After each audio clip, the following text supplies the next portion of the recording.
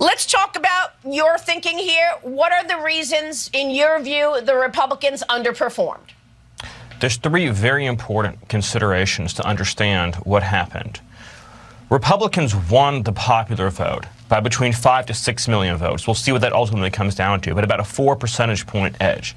So the first question you ask is, how is it possible on a national basis for millions more ballots to be cast for Republicans overall, but to lose the Senate and to have a cliffhanger in the House? And the biggest and number one reason for that is Democrat mastery of mail-in balloting, vote harvesting, and the machinery of the early vote in these states where they're voting for weeks, if not months, before the election. So in very tight swing states, where it's going to be decided by a few percentage points, they can swing the outcome by collecting ballots in extremely low propensity areas and with extremely low propensity voters and bank those ballots long before Election Day ever happens. There's no such thing as Election Day anymore. Take, for example, a case like Pennsylvania, to be concrete about this. So Oz leaves a bruising and bloody primary. And as is normal, what happens when you leave a bruising and bloody primary? You're going to be down in the polls against your general election opponent. So what happens? Early voting starts. Harvesting starts. Unsolicited mail-in ballots are sent out for weeks when Oz is behind in the polls. When he's 10 down and then 5 down and then 3 down and then 2 down. When he has the debate and he wins and he comes up ahead on Election Day, it's too late. The old rules, the old horse race that you and I and our viewers today followed their whole lives doesn't apply anymore. Yeah. When the Republican candidate closes strong, it's too late. That's reason number one. So Election Day is no longer Election Day. That's number one. What's number two? The financial disparity between the Democrats and Republicans is still enormous, particularly at the top of the ticket. Here, I'll use Arizona as the example. Blake Masters left his primary, again, a long and difficult primary, as they often are, and Mark Kelly had a $55 million campaign war chest, plus outside groups. They drowned Blake in the first month with $30 million in negative ads, before Blake even had his first ad on TV.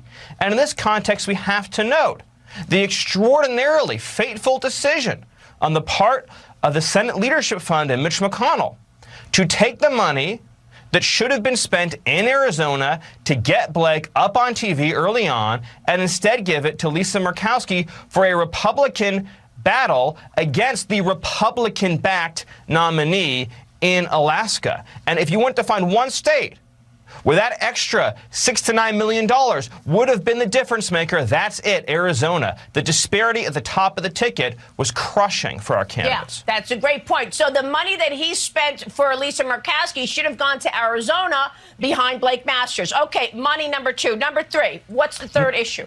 Number three is the need to win independent voters by seizing on winning wedge issues and fighting for them with every breath that you have.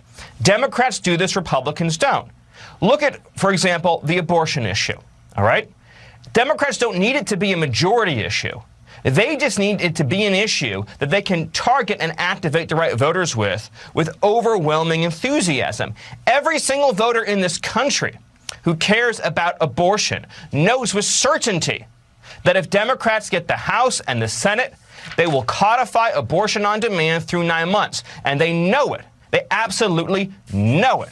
By contrast, is there any voter in this country who believes that if Republicans won the House and the Senate, that they would immediately shut down the border crisis, that they would move heaven and earth, shut the government down if they had to seal up that southern border, to save this country from open borders? Nobody believes that. But unlike abortion, that is an 80-20 issue. And so is crime. That's an 80-20 issue. And so is gender. 80-20 issues. But if you just have them as Election Day talking points, you're not going to break through the funding disparity. You're not going to break through the media bias. You're not going to break through to independent voters. You're not going to break through to any human being alive in a swing state, and so you're going to lose these close races because the Republican brand set by Mitch McConnell on down is not exciting, is not persuasive, is not convincing to voters. Really important analysis there. Very well done. I got to get your take before you go, what this means for 2024 and what this means for leadership. They're going to be having elections this upcoming week in the Senate. A number of senators said, whoa, this is too early. Ron Johnson is going to be with us coming up. Rick Scott is going to be with us coming up. Marco Rubio, Ted Cruz tweeted, let's push off the elections for the leadership. What is your take? I unequivocally associate myself with the senators that you just mentioned. It would be preposterous to hold leadership elections before the midterms are over, before Georgia is done, and before we have all the data to understand what happened in these close swing states and its effects all the way down the ballot. And to your other question, what needs to happen is that Senate Republicans who have the power of the filibuster and therefore can put Democrats on defense in that body, they need to have a clear understanding of what are the 3 or 4 issues that they are going to fight for tooth and nail every single day, so that even a voter who doesn't follow news, who doesn't pay attention to Washington, even that voter will be reached by the understanding of what Republicans care about.